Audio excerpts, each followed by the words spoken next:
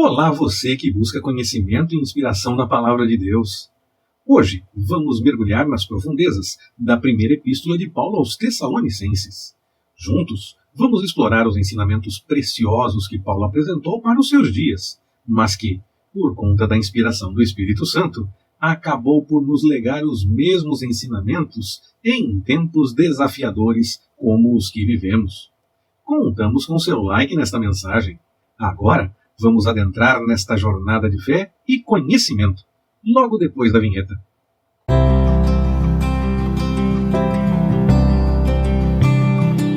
Olá, Pastor Ricardo na área.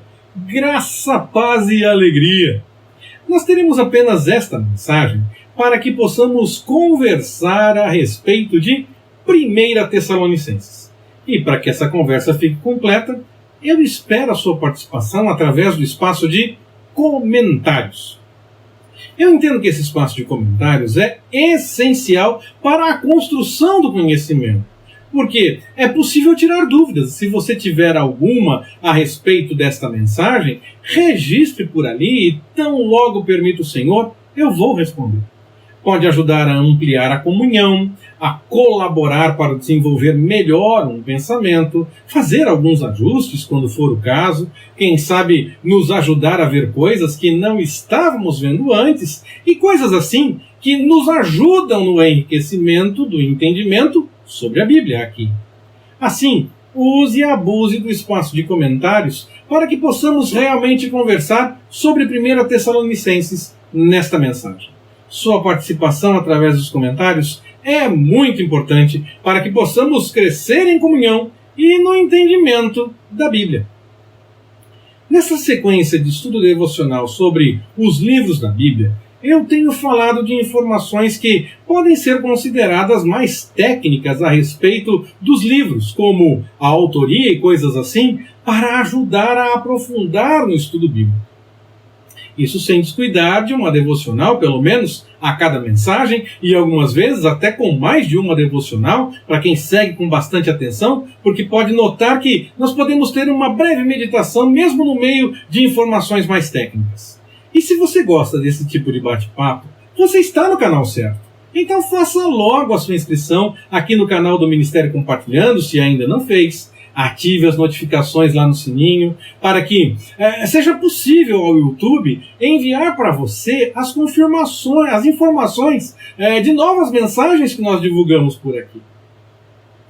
Dos cálculos baseados na inscrição de Gário, uma cópia pública de uma carta do imperador romano ao procônsul da Acaia, pode-se afirmar que 1 Tessalonicenses foi escrita entre 50 e 51 d.C., sendo possivelmente esta a primeira carta escrita por Paulo das que nós temos na Bíblia.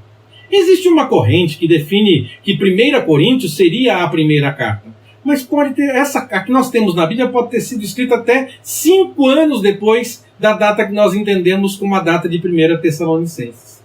Quem sabe aquela carta anterior citada em 1 Coríntios possa ser essa mais velha, mas como nós não temos ela como parte do cânon bíblico, eu entendo que 1 Tessalonicenses tem tudo para ser a carta mais antiga dentre as que nós temos na Bíblia.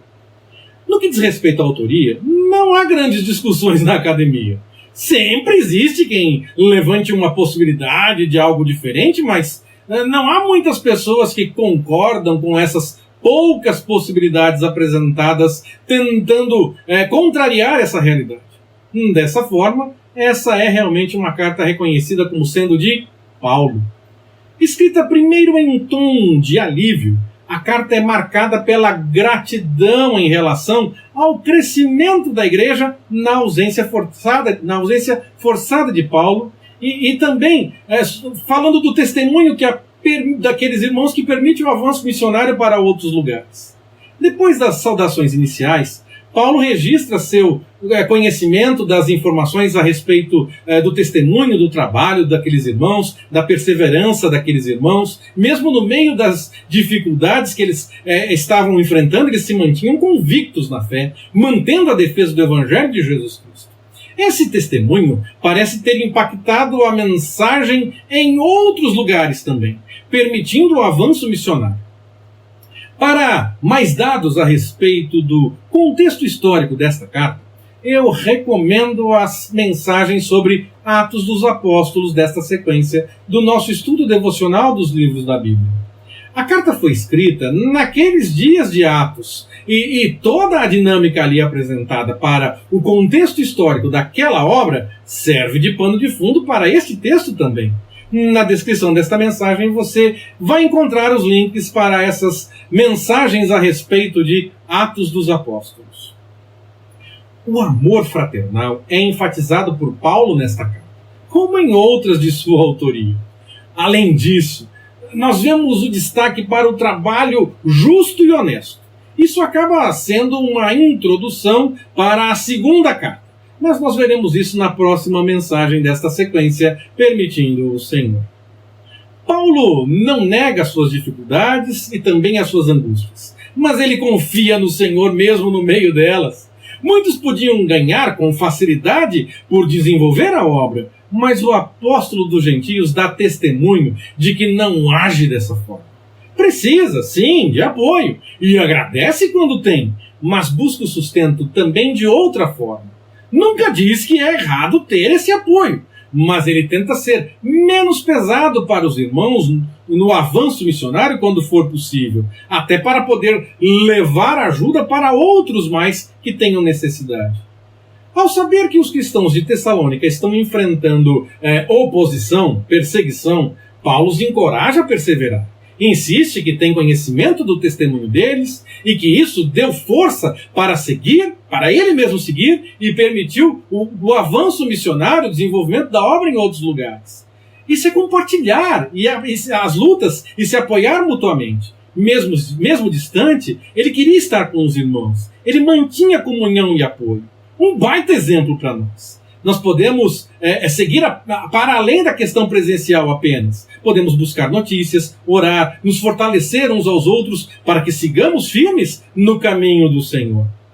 1 Tessalonicenses, do capítulo 1 até o capítulo 3, ensaia a lembrança de Paulo sobre o ministério entre os de Tessalônica, sua preocupação com o estado da fé que eles tinham, a comissão de Timóteo para voltar à igreja, e também seu deleite notável em saber da inabalável fé das pessoas dali.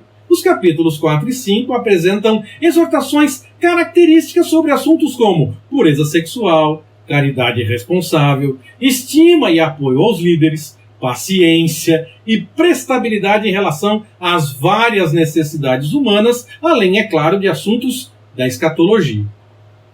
A lista de recomendações no final da carta é muito importante. Nós precisamos dar atenção ao que Paulo registra ali.